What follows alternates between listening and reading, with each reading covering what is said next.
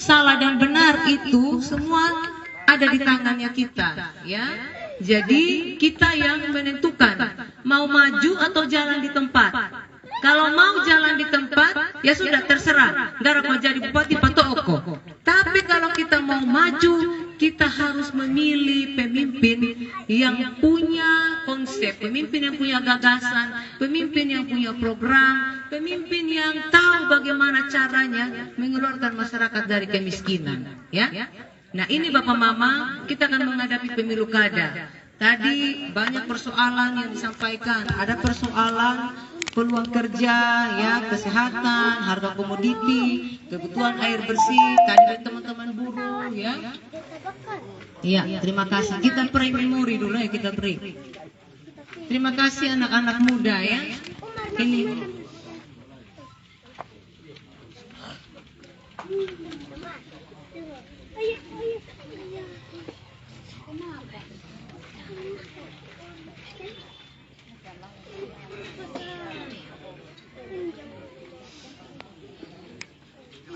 Iya, baik Bapak Ibu Saudara sekalian. Jadi hari ini kami calon bupati dan wakil bupati. Kami mau datang minta dukungan, Barayemi, Ngarakual Bodadi, ya. Kita mau minta dukungan. Tidak saja kita minta dukungan kepada Bapak Mama, tapi juga kita mau menawarkan program. Kita mau menawarkan gagasan. Kita mau menawarkan cara kami untuk membangun masyarakat, ya. Angga Paket Ratu Angga punya visi mewujudkan Sumba Barat Daya yang hebat, cerdas, sehat, berketahanan pangan, berbudaya, menyongsong Indonesia Emas 2045 dengan berbagai program di sektor ekonomi, pendidikan, kesehatan, infrastruktur, ya, sektor pertanian dan lain sebagainya. Iya, sambil ini ya. Baik, Bapak Ibu Saudara sekalian, bisa dengar saya kok walaupun lagi pagi ini? Iya. Baik. Jadi Bapak Mama semua, saya mau pesan Bapak Mama, kita akan pilih pemimpin. Ya, kita harus bisa melihat pemimpin-pemimpin yang punya konsep untuk membangun daerah, ya. Ada 4 syarat yang saya mau tawarkan. Yang pertama, pilih pemimpin yang punya pendidikan yang cukup, ya. Kenapa? Dengan pendidikan yang cukup nanti dia ini akan mengurus 401.000 masyarakat. Jadi kalau pemimpinnya tidak cerdas, tidak pintar, Bapak Mama sulit untuk bisa menyelesaikan masalah. Yang kedua, pilih pemimpin yang berpengalaman. Membangun SBD ini bukan coba-coba, ya. Bukan kita coba-coba, tapi kita mau ketika ada pemimpin tinggal action. Mau kerja apa, mau bangun apa, sudah ada konsep dalam pikiran, ya. Minimal dia punya pengalaman. Ratu Angga punya pengalaman sebagai anggota DPR provinsi, anggota DPR RI. Sudah selama 5 tahun menjadi DPR, sudah punya banyak ilmu. Bagaimana cara-cara baik, kiat-kiat baik untuk membangun masyarakat. Kakak Angga sudah keliling sebagai anggota DPR, keliling ke kabupaten lain. Ibu Ratu juga keliling seluruh Indonesia, keliling dunia ke beberapa negara, melihat perkembangan daerah, kemajuan daerah, melihat setiap bupati, gubernur punya cara membangun daerah. Pengalaman-pengalaman itulah yang akan kami pakai juga untuk kami membangun Sumba Barat Daya. Ya. Yang ketiga, pilih pemimpin yang punya bukti.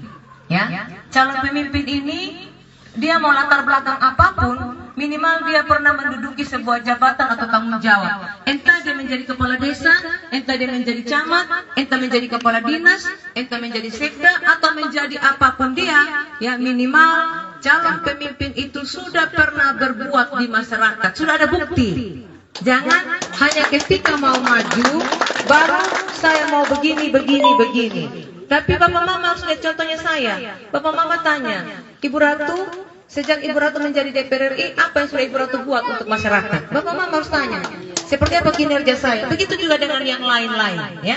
Bapak Mama harus melihat yang sudah punya bukti. Banyak bukti yang saya sudah lakukan di Indonesia dan khususnya NTT dan Sumba Barat Daya. Ibu Ratu jadi DPR RI berjuang. Sudah ada rumah sakit besar di Kupang, itu sektor kesehatan.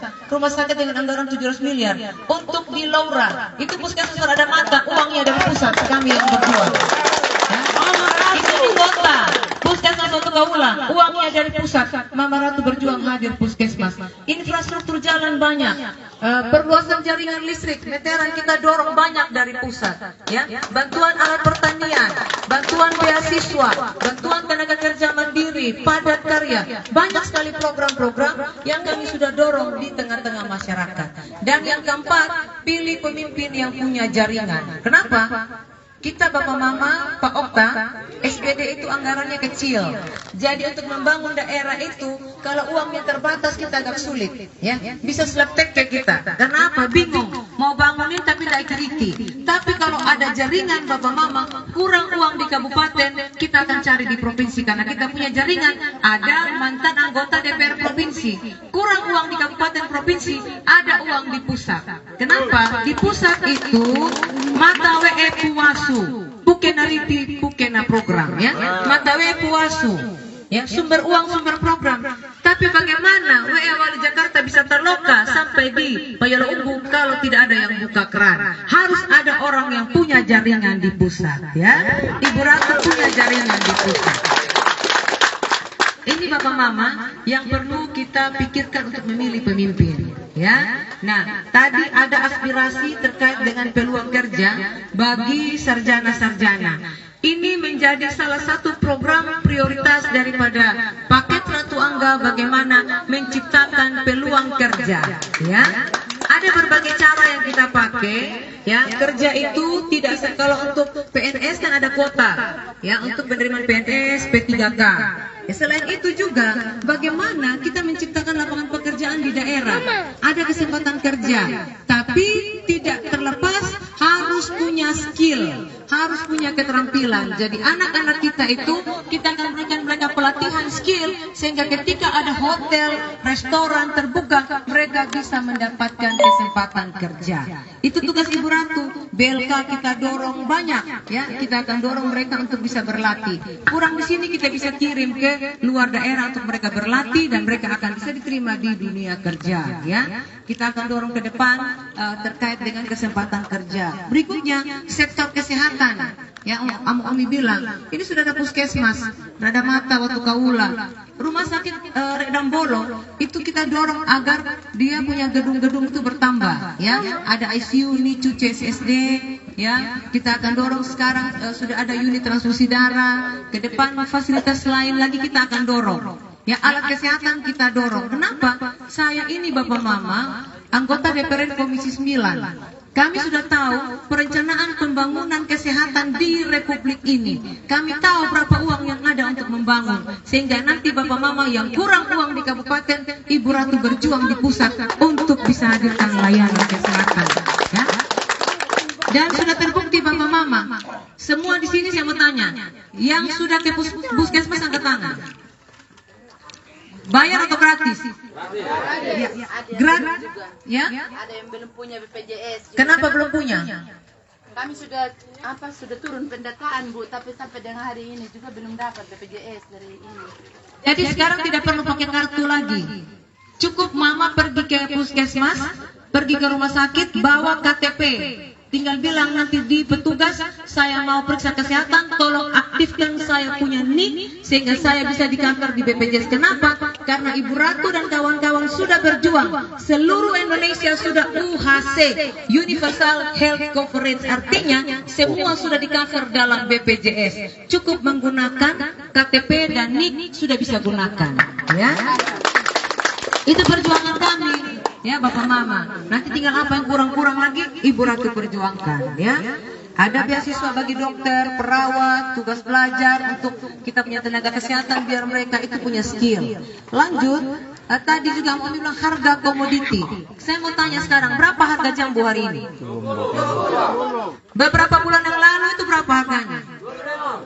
Ya, 12 kan?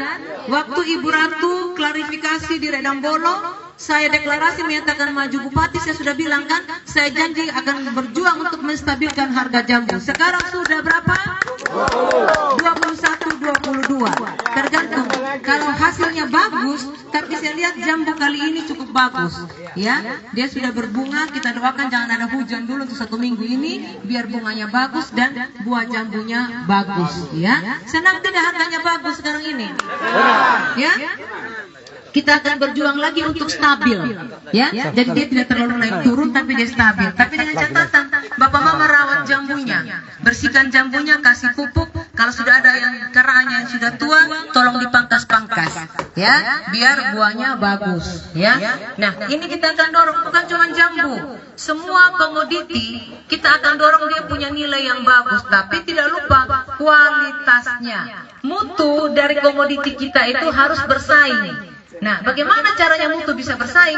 Pemerintah harus hadir, ya, harus memberikan dukungan pupuk, harus memberikan dukungan pendampingan, ya, harus bisa juga, ya, pemerintah misalnya ada hama, pemerintah bisa menyiapkan obat sehingga jambu kita itu atau komoditi kita itu tidak terserang hama, menyebabkan dia punya buah menjadi tidak berkualitas. Nah, ini akan kita dorong ke depan. Selain itu Bapak Mama, kita akan dorong ke depan itu ada yang namanya perusahaan pengolahan hasil komoditi. Contohnya, kita punya jagung melimpah. Bagaimana harga bisa bagus? Kalau ada di sini pabrik pengolahan pakan ternak, nah itu bisa terserap, ya. Bulan Oktober kita di sini akan ada peletakan batu pertama pembukaan pabrik pengolahan jambu mente terbesar di Indonesia ada di SBD. Ya. Saya sudah bilang sama teman saya, boleh ada, saya dukung penuh, tapi dengan catatan. 1, karyawannya harus sejahtera. Yang kedua, petani harus sejahtera. Artinya, harga komoditi tidak boleh dimain-mainkan. Ya, kita tahu harga jambu dunia itu berapa. Jadi, pengusaha nggak boleh untung tinggi, terus petani ditekan. Tidak boleh. Harus ada keseimbangan. Ya. Ya. Pemerintah akan hadir di antara pengusaha dan petani. Pemerintah ada di tengah-tengah. Kita cari jalan tengahnya bagaimana tidak boleh ada yang dirugikan. Kalau butuh kualitas, ya pemerintah akan hadir bagaimana caranya komoditi kita itu bisa berkualitas. Ya. Nah, ini Bapak Mama, jagung, jambu mente, ya, dan lain sebagainya, kacang hijau. Masih banyak lagi komoditi-komoditi. Jadi Ratu Angga punya tagline, membangun desa menata kota. Jadi kita bangun mulai dari desa. Potensi-potensi yang ada di desa kita dongkrak habis-habisan potensi, baik itu pertanian, peternakan, kelautan, kita bongkar semua Bapak Mama sehingga bisa berdampak pada ekonomi kita. Ya, Ibu Ratu mulai membangun dari desa. Kalau sudah desa sudah sejahtera, pasti kecamatan sejahtera. Kalau kecamatan sudah sejahtera, pasti kabupaten itu akan sejahtera, ya. Sehingga kita punya tagline membangun desa, menata kota, ya. Sehingga betul-betul kita punya masyarakat itu ada pertumbuhan ekonomi, ya. Kita akan tingkatkan IPM kita. Bagaimana caranya? Ekonomi harus bagus, pendidikan harus bagus, kesehatan harus bagus, ya. Ini akan Mama Ratu lakukan. Berikutnya, air menjadi persoalan. Air ini menjadi masalah di mana-mana, ya. Saya sudah berpikir kita akan ke depan bagaimana potensi-potensi air itu bisa dinaikkan, diatur, ya, ada bangunan bagi, kita distribusi dengan sistem gravitasi, kita akan lakukan agar kebutuhan air bersih itu bisa dinikmati atau bisa sampai ke masyarakat. Saya punya teman juga calon gubernur, Bapak Simon Petrus Kamlasi. Beliau ini ahli air, ya. Selama ini di timur di mana-mana beliau sudah mengangkat air tanah, diangkat ke atas untuk kebutuhan masyarakat. Di timur itu daerah Gersang itu sudah bisa menjadi kebun hortikultura, ya. Nah, kami sudah berjanji, kita berdua sudah bicara, kalau Bapak jadi gubernur, saya jadi bupati, kita berkolaborasi bagaimana menghadirkan kebutuhan air bersih bagi masyarakat, ya. Kita akan lakukan nanti itu kalau kita mau angkat air juga, selain untuk kebutuhan air minum, untuk irigasi dan lain sebagainya, seperti yang ada di mata Liku, ya, Liku, ada di Weklosawa, itu bisa kita angkat, tapi memang butuh anggaran yang besar. Kalau pakai uang kabupaten agak sulit. Jadi kita harus membutuhkan dukungan dari pusat. Ya, saya nanti akan identifikasi segala potensi yang ada, saya buat proposal, saya akan ke pusat. Kenapa? Ada 76.000 suaranya Ibu Ratu kemarin untuk maju DPR RI. Suara saya itu menjadi saya punya alasan untuk meminta perhatian pemerintah